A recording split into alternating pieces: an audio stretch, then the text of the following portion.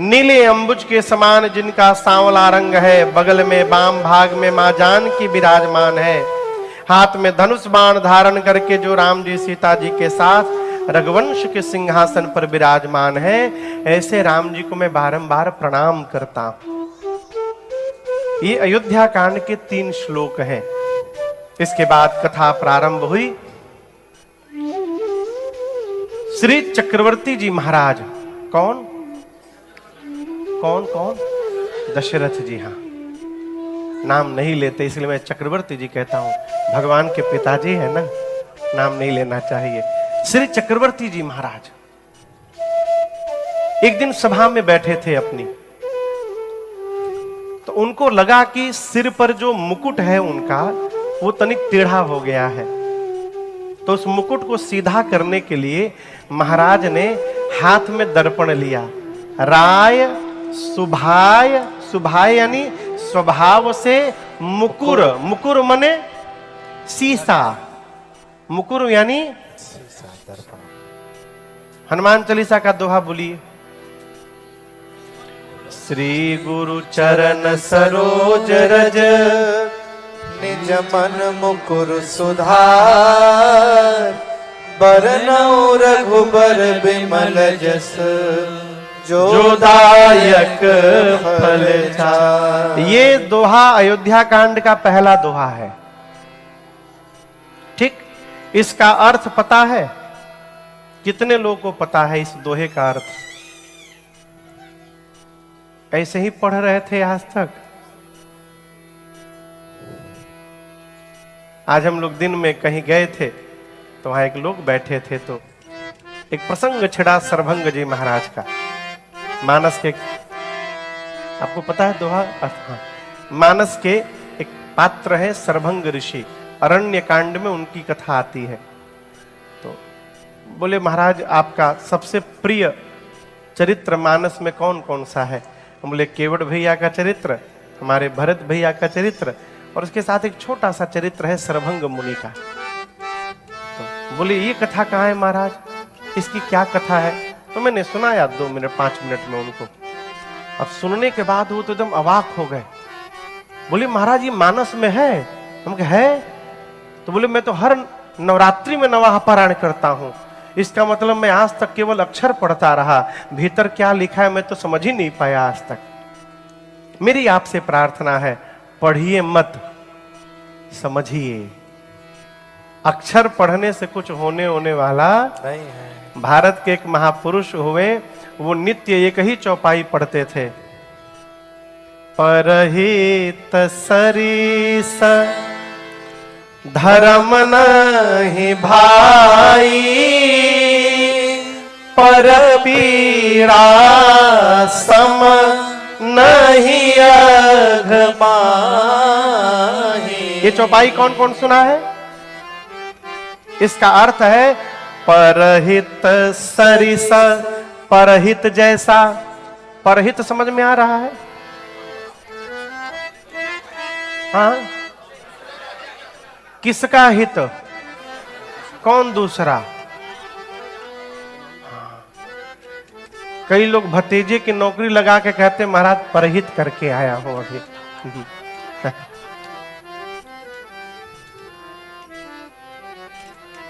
जिससे आपका कोई संबंध नहीं है, जिसको ना आप जानते हैं न जो आपको जानता है, ऐसे किसी व्यक्ति का हित कर देना ये परहित है।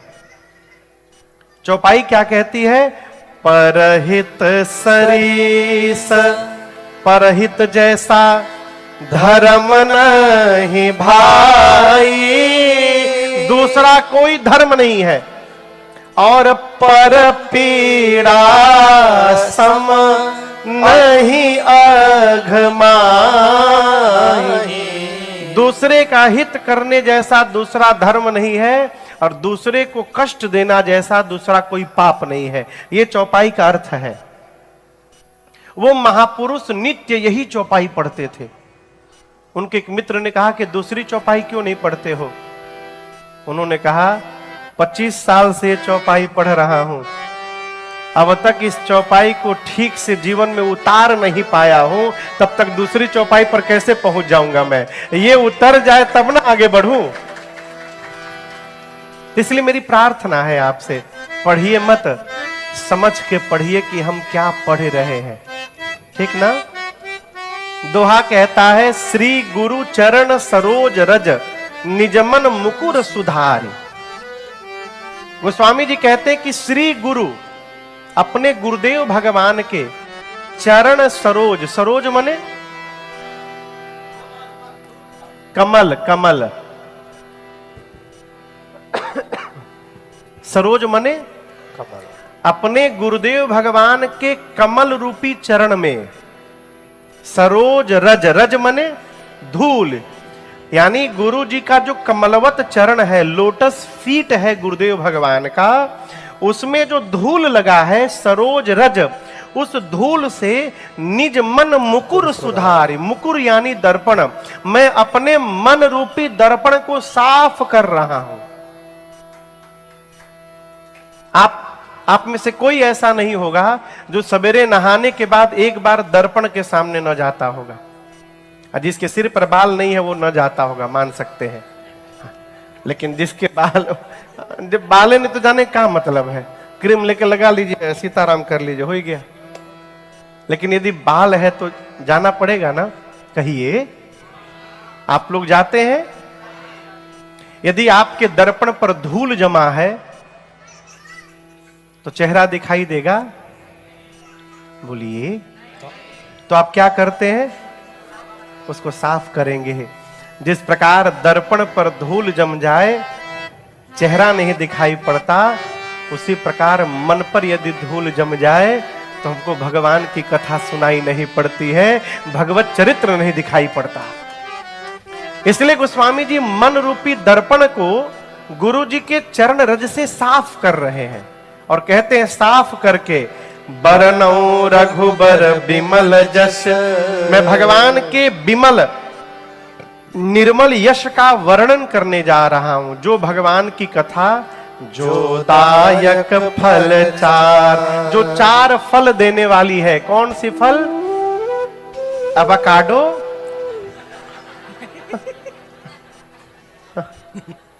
एवोकाडो नहीं, पाइनएप्पल। चार फल क्या मिलेंगे?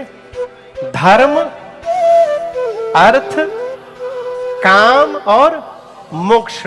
ये चारों फल केवल भगवत चरित्र ढंग से सुनने से हमको प्राप्त हो सकता है, ये गोस्वामी तुलसीदास जी महाराज कहते हैं।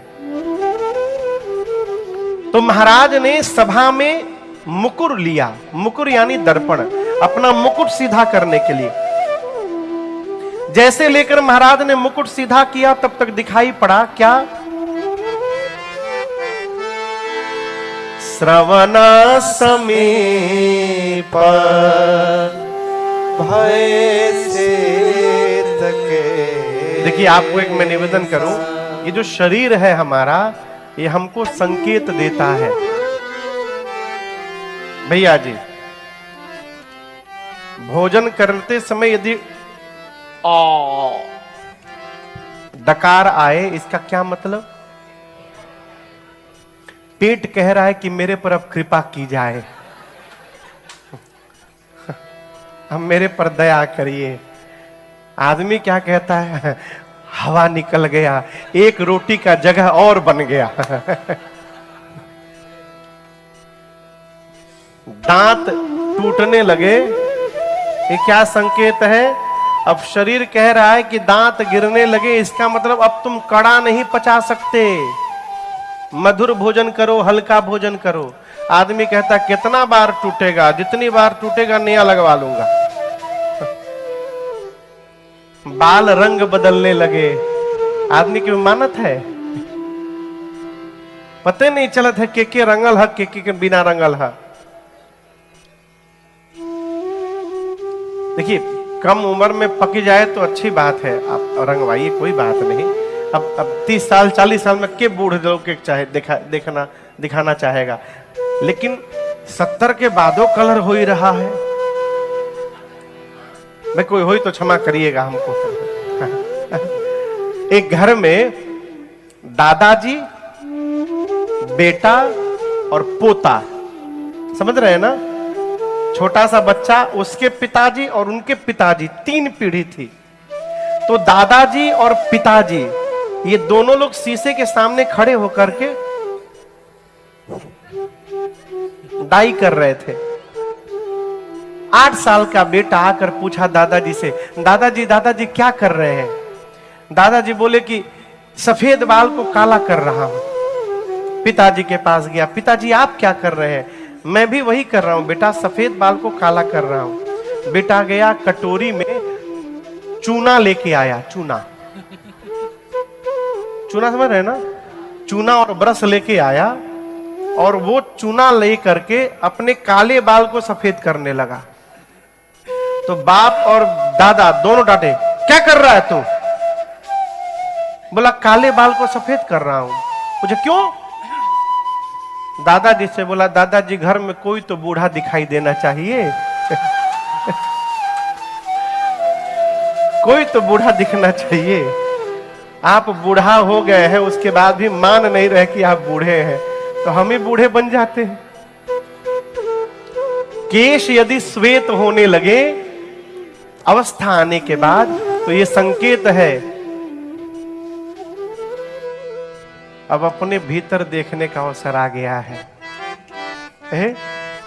हमारे एक स्वामी जी हैं अमेरिका में, क्या बात है, स्वामी श्री सत्यानंद सरस्वती जी महाराज, यूएस में रहते हैं, अमेरिकन है वो, वाइट मैन है। आपको मैं बताऊं, मेरा परम सौभाग्य कि मेरा बचपन का 4 साल उनकी गोद में बीता है। स्वामी जी कलकत्ता में रहते थे और उनके साथ माँ रहती थी, श्री माँ भारत की है, आसाम की। तो स्वामी जी तो 70s में इंडिया आए थे, 1970s में। उनके पिताजी के इकलौते बेटे हैं। पिताजी का बहुत बड़ा एम्पायर बिजनेस का था। भारत आए थे घूमने, लेकिन यहाँ आने के बाद जब भारत की मिट्टी का रंग चढ़ा उनके ऊपर, बोले ऐसा विलक्षण देश तो पूरी धरती पर नहीं होगा। अमेरिका गए ही नहीं, चले गए हिमालय, ऋषिकेश, वहां हिंदी सीखे, संस्कृत सीखे और लगभग 12 साल तक हिमालय में जाकर दुर्गा सप्तशती पर साधना किए, चंडी पाठ पर देवी उपासना किए, चंडी पाठ की साधना किए और उसके बाद साधना करके चले गए बंगाल, कलकत्ता। वहां एक दक्षिणेश्वर काली का मंदिर है, तो वही मंदिर के थोड़ी दूर एक बंगाली मास्टर थे, उनके घर में एक छोटा सा कमरा में स्वामी जी रहते थे, अपना देवी जी की उपासना करते थे, वहीं पड़े रहते थे।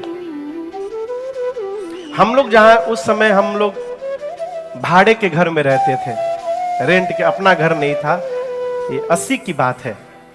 तो जो घर था हमारा, उसमें 2 बहुत बड़े बड़े बेडरूम थे। तो हमारा एक परिवार, हम लोग पूरा परिवार एक ही रूम में रहते थे, बहुत बड़ा बेडरूम, जितना फ्लैट होगा उतना बड़ा रूम था वहां पर, और बगल वाला उतना ही बड़ा रूम खाली रहता था। तो कोई कार्यक्रम होता रहता था, कोई बाहर से आया रहता था। तो हमारे घर से 1 किलोमीटर दूर एक जगह है बेलगछिया, वहां पर एक काली मंदिर में श्री मां रहती थी। तो एक दिन श्री मां अपने भक्तों को बोली कि चलो अंग्रेज का बच्चा आया, उससे मिलकर आते हैं। उस समय टेलीफोन कुछ नहीं था। मां को आया कि वो आ गया है, तो अपने लोगों को लेकर मां गई उनके पास, स्वामी जी के पास, सीधे घर गई। तो पहले घर में ना वो सिक्कड़ लगा होता था, आप देखे होंगे, लोहे का चेन, उसको ऊपर फंसा करके उसमें लॉक लगाते थे, क्या बोलते हैं उसको? हाँ, जंजीर, हाँ वही सिकड़ी, हाँ जो भी, जो समझिए, उसी को लेकर मां ने ऐसे दरवाजे पर पीटा, 2 बार पीटा। स्वामी जी भीतर से एकदम गोरा चेहरा, अंग्रेज एकदम तमतमाए, क्रोध में आए, आकर मां पर बरस बोले, तुम मेरा साधना तोड़ दिया। मां बोली, अच्छा साधना टूट गया तुम्हारा, जाओ साधना करो। तो मां को, दुर्गा जी को जो लाल फूल चढ़ता है, गुड़हल, गुड़हल ना, हम यहाँ अड़हुल कहते हैं। वही अड़हुल का फूल मां ले गई थी, स्वामी जी के सिर पे रख करके चली गई। अब उसके बाद रात को जब स्वामी जी सोने गए तो उनको केवल काली मंदिर दिखाई पड़े और श्री मां दिखाई पड़े, बेलगछिया दिखाई पड़े लिखा हुआ।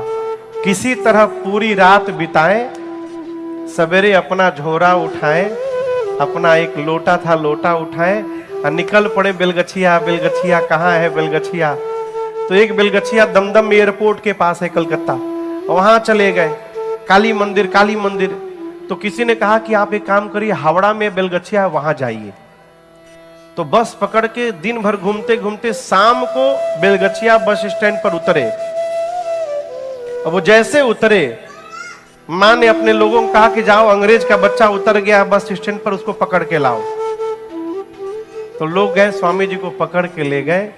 और स्वामी जी उस दिन जाकर जो मां के पांव में गिरे कि मां हमको भूल हो गया, मां माफ करो, मैं तुम्हारा बच्चा हूं, मैं पहचान नहीं पाया मां आपको, मैं तुमको छोड़ के कहीं नहीं जाऊंगा। उस दिन से मां के पास रह गए, तो आज तक अलग नहीं हुए, टिल टुडे। अब काली मंदिर में मां अकेले रहती थी, जब स्वामी जी आ गए कैसे रहे लोग? तो मां ने किसी से कहा कि कोई दूसरा घर मिलेगा। तो मेरे पिताजी पद यात्री थे, जहां से गंगा जी प्रकट हुई हैं, गोमुख, गंगोत्री के आगे गोमुख। गोमुख 5 बार पिताजी पैदल गए और वहां से कांवड़ में जल लेके भारत के 12 ज्योतिर्लिंग पर पैदल जाके जल चढ़ाए। पैदल चलकर 12 ज्योतिर्लिंग पर जलाभिषेक बाबूजी किए। मैं 1 साल का था तो पिताजी गोमुख से रामेश्वरम गए थे, गंगा जल लेकर पैदल। मां मुझे गोद में लेकर गई थी रामेश्वरम। तो पिताजी को लोग जानते थे कि वो भगत जी हैं। तो उसने किसी से पूछी तो उसने कहा कि तिवारी जी के घर में रूम खाली है। तो स्वामी जी और मां आ गए हम लोग के पास। 4 साल रहे आनंद में। क्या आनंद की वर्षा होती थी, आप कल्पना नहीं कर सकते हैं। नित्य भजन कीर्तन सत्संग चल रहा है। फिर किसी ने कंप्लेन कर दिया, फिर पुलिस परेशान करने लगी स्वामी जी को। फिर उनके वहां लेटर भेजा गया, वहां से उनका पासपोर्ट आया, दूसरा वीजा आया, माँ का पासपोर्ट बना, वीजा बना, और स्वामी जी माँ को लेके यूएस चले गए। तो नापा वैली में, प्रेमचंद जी कैलिफोर्निया नापा वैली में उन्होंने देवी मंदिर आश्रम बनाया। Now he is in Costa Rica. वहां जंगल में आग लग गया पूरा, तो कोस्टा रिका मूव कर गए। तो स्वामी जी के पास एक बार, विनय को बहुत प्रेम करते हैं स्वामी जी और माँ, इनका नाम त्रिलोचन रखे हैं वो लोग। तो एक बार विनय और मैं उनके पास बैठे थे हम लोग, अभी 5-6 साल पहले की बात है, कलकत्ता आए थे। तो स्वामी जी से माँ हमसे बोली, राजन स्वामी को बोल, अब कुछ सुनाता नहीं हमको, अपने में गुम रहता है, कुछ नहीं सुनाता। स्वामी जी माँ माँ माँ माँ क्षमा करो माँ। अब मजे की बात देखिए, माँ उनसे अंग्रेजी में बात करती हैं और स्वामी जी माँ से बंगाली में बात करते हैं। तो हम स्वामी जी से पूछे कि स्वामी जी माँ बोल रही हैं, आप कुछ सुनाते नहीं हैं। स्वामी जी की आंखें भर गई, बोले बेटा बहुत सुना लिया दूसरे को, अब अपने को सुनाने का समय आ गया है, इसलिए मैं अपने को सुना रहा हूं। उनकी बात मुझे भूलती नहीं है। श्री दशरथ जी महाराज की दृष्टि गई, कान के पास के केश श्वेत हो गए। महाराज देखते समझ गए कि इन केश ने रंग बदलना प्रारंभ कर दिया, मैं अपना रंग कब बदलूंगा। और एक बात याद रखिएगा, छूटने से नहीं छूटता है, छोड़ना पड़ता है। महाराज ने निर्णय किया कि मैं राम को युवराज पद पर बिठाऊंगा। गुरु जी के पास गए, गुरुदेव भगवान से कहा, गुरुदेव आप मुहूर्त बताइए जिस मुहूर्त पर मैं राम का अभिषेक करूं। गुरु जी ने कहा, महाराज श्रेष्ठ मुहूर्त पर राम का अभिषेक नहीं होगा, आप जिस समय राम का अभिषेक कर देंगे वही समय श्रेष्ठ मुहूर्त में परिवर्तित हो जाएगा, इसलिए विलंब न करिए। बेगी, बेगी मने तुरंत बेगी विलंब न करी नृप साजिय सबोई समाज सुदिना सुमंगल तब ही जब राम हो युवराज।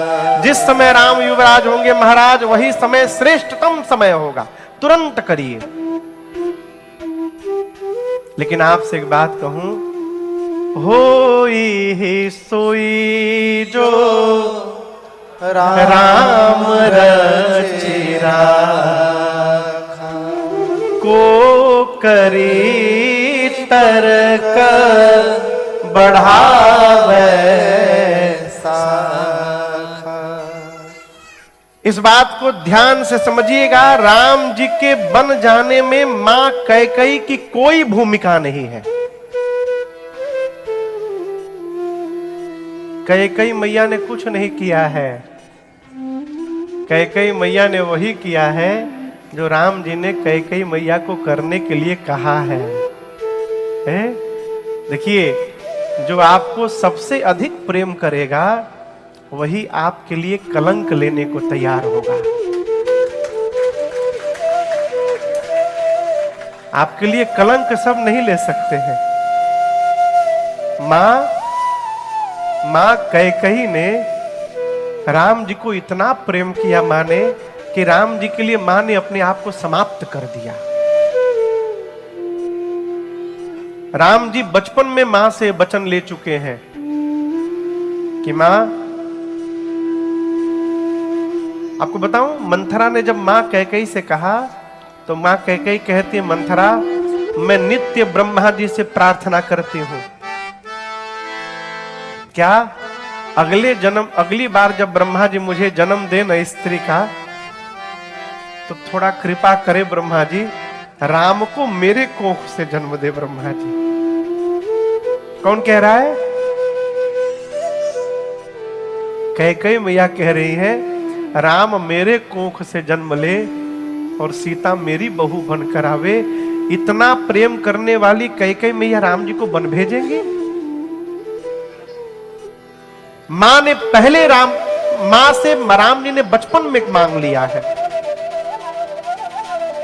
आनंद रामायण का प्रसंग है।